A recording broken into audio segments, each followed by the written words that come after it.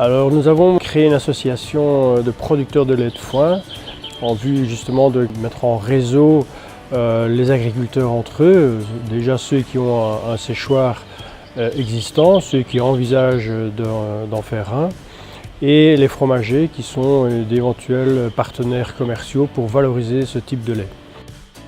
L'association regroupe l'ensemble des acteurs, que ce soit agriculteurs, fromagers, mais aussi structures d'encadrement pour aider à évaluer la rentabilité d'un investissement tel qu'un séchoir de foin ou voire de la transformation de ce lait de foin en fromage.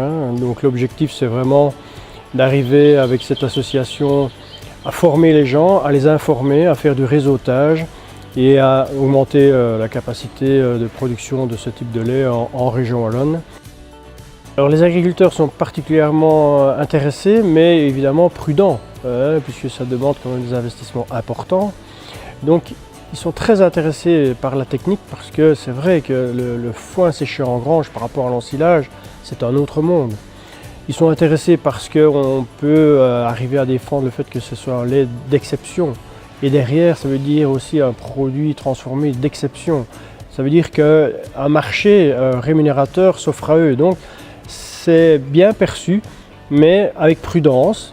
Et d'où l'intérêt d'avoir cette association qui va permettre de réseauter, de les informer et de prendre le temps de faire en sorte que voilà, cet intérêt-là se transforme réellement en capacité de développement de filières de lait de foin.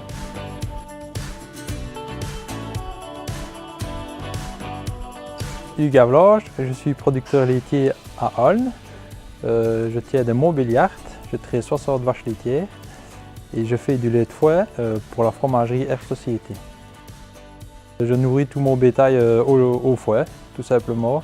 J'ai choisi la technique de séchage en balle, premièrement pour le coût financier de l'installation qui était assez onéreuse pour le séchoir en vrac et pour la taille de ma ferme qui était assez petite aujourd'hui. Je trouvais que le séchoir à balle était plus approprié. Pour le foin, on garde vraiment toute la qualité de l'herbe. Et au niveau du bétail, pour la santé animale, on voit une grosse différence comparée au silo fermenté.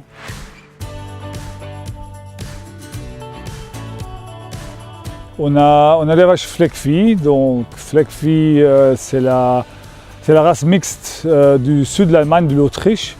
La famille de la Montbéliard ressemble un petit peu, mais elle est très rustique. Donc c'est une vache qui fonctionne très bien dans nos régions. Donc on a une ferme biologique.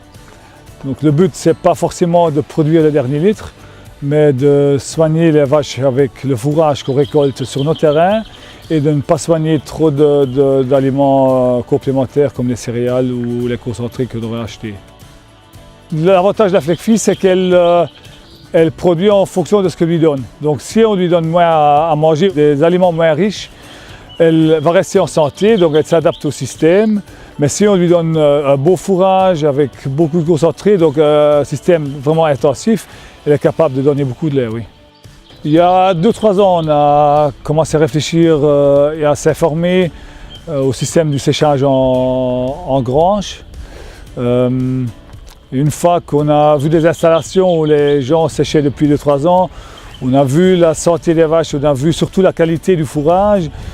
Et pour finir, on a été persuadé du système et on pouvait plus s'imaginer de ne pas construire. Et donc l'avantage pour nous, au premier lieu, c'est la qualité du fourrage. Donc c'est produire plus de lait à base de nos fourrages qu'on produit ici à la ferme.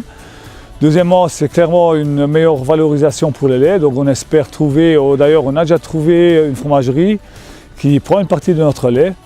Puis troisièmement, mais aussi la santé des vaches. Donc si tu donnes un beau fourrage à tes vaches, elles vont te rendre ça avec une bonne santé. Donc moins de problèmes de pattes ou de mammites et tout ça. Donc on veut vraiment arriver au système de presque plus utiliser des antibiotiques. Alors, au niveau du développement de capacité des séchoirs, pour l'instant nous en avons 5 en région wallonne qui sont en fonctionnement, mais il y en a encore le double qui vont arriver très rapidement. Et donc le développement est quand même impressionnant quelque part, et surtout l'intéressement des agriculteurs Constamment, on est interrogé sur comment est-ce qu'on peut trouver des aides au financement, est-ce qu'on a des partenariats qui vont se développer. Donc c'est ça qui est très très dynamique et très encourageant. On sent que vraiment la base est motivée à développer cette technique. C'est une nouvelle technique mais qui s'appuie sur quelque chose d'ancien quelque part, hein, mais avec de nouvelles méthodes matérielles qui permettent vraiment de travailler à tout temps. Presque et jour et nuit même, on le voit ici avec des humidificateurs. Voilà, il y a une belle évolution en phase actuellement.